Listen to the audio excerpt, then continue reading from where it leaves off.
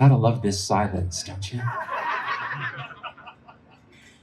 I'm not gonna try and get to the fever pitch right away. I may get there by the end. And I apologize if some F-bombs come out, because whenever I talk about Doug Ford, who's on vacation right now, by the way. Shame!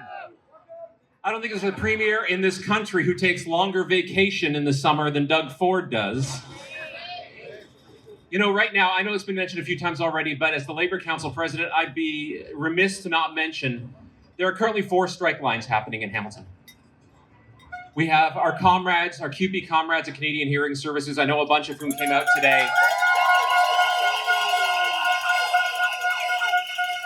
We have our comrades from the International Union of Operating Engineers, 772, the water workers in Hamilton.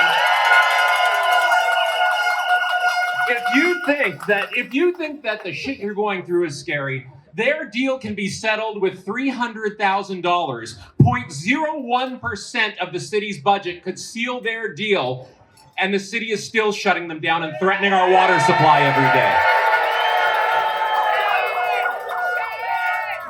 And a couple of us from the Labour Council, my first vice president and myself, went up. We got a new strike line as of a couple of days ago, Unifor up at DHL, the courier service at the airport. I know we got a lot of Unifor flags here today, so thank you for coming out. And you know what they did? You want to talk about, could there be bigger assholes out there? DHL bust in scabs the day before they were locked out. The day before they were locked out, and basically said, here's what your workplace is going to look like starting tomorrow.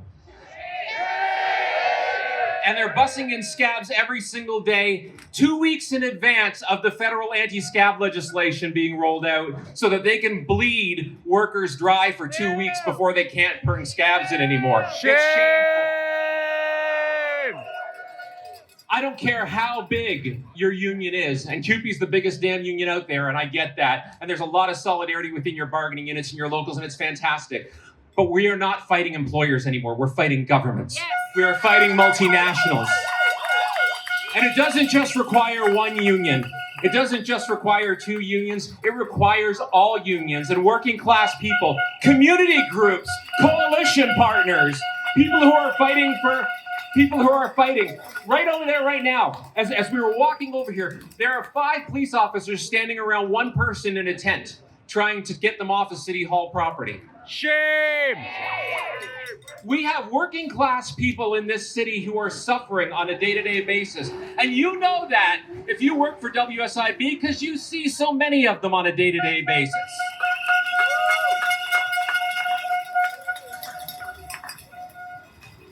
There is no more time to duck within our own unions, to duck within our own union halls and say, we're just got to take concern about our own stuff. There's no time for that anymore.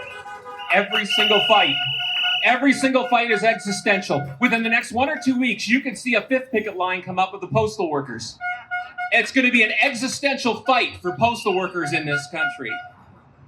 Every single worker needs to stand up for every other worker. Yes. You've probably seen myself and other Labour Council people here on your line a couple of times already. You've seen our flags up. We've been out to all of the other lines. That's part of what we do. My full-time day job is I'm a teacher. I just finished my day and I drove right down here.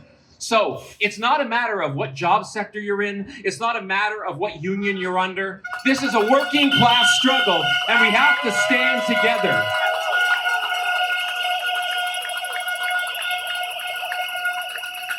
And I'm going to say this to wrap it up before I introduce the next person to come up. And I'm saying this more and more frequently lately because I think it resonates with a lot of people. I'm not, unlike Yolanda, I'm not the chant kind of person. I don't do a bunch of great chants.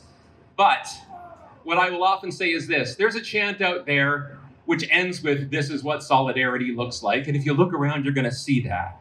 You're going to see what solidarity looks like. But what I'm going to ask you to do, it's not role play, don't worry about it.